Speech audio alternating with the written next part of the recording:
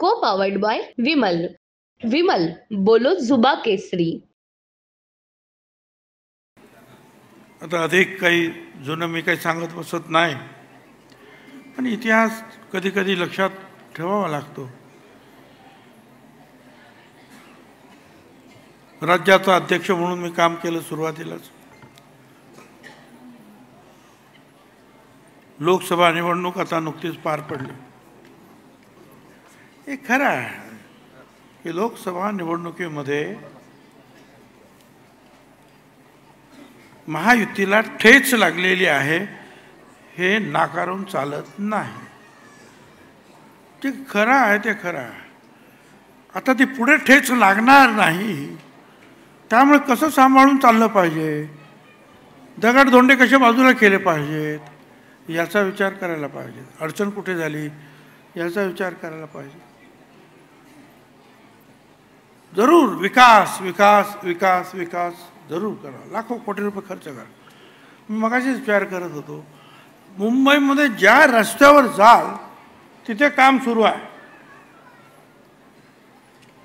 काही ना काही, मग ते मेट्रोचं असेल, ते काय आणखीन टनेल असेल, अमका असेल तमका असेल, काही ना काहीतरी असेलच. बघा, एवढे पैसे मुंबईत आपण खर्च केले. मुंबईत निवडून किती आले आपले युतीचे? मला तर वाटलं सगळेचे सगळेच निवडून येतील युतीचे. एवढं काम मुंबईमध्ये आपण विकास विकास विकास केला. एक पियुष गोयल निवडून आले आणि दुसरे जे आहेत ते मागे पुढे करत ते वायकर 48 मतांनी ते निवडून आले. पण निर्भय यश किती मिळालं युतीला? लाखो कोटी रुपये आम्ही खर्च केले आणि अजून एक करतो आहोत. त्यामुळे आपल्याला लक्षात घेतलं पाहिजे की हे सगळं करत असताना आपण सुद्धा सांगितलं धनंजय मुंडे यांनी की बाबासाहेब आंबेडकरांचं केवढं भव्य काम उभं राहत आहे. परंतु शेवटी काय, तुम्ही आम्हीच म्हणतो ना की हे दोन समाज जे आहेत मोठ्या प्रमाणावर आपल्याला सोडून बाजूला झाले. का? मुस्लिम समाज, दलित समाज, आदिवासी समाज आणि इतर सुद्धा हे का गेले? महाराष्ट्रामध्ये, मुंबईमध्ये याचा जोपर्यंत आपण खरोखर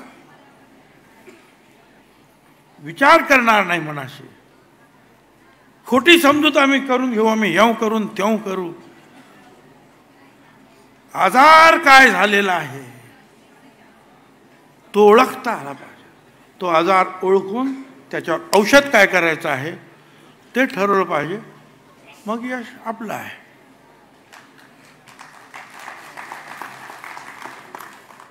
को पावर्ड बाय विमल. विमल, बोलो जुबा केसरी.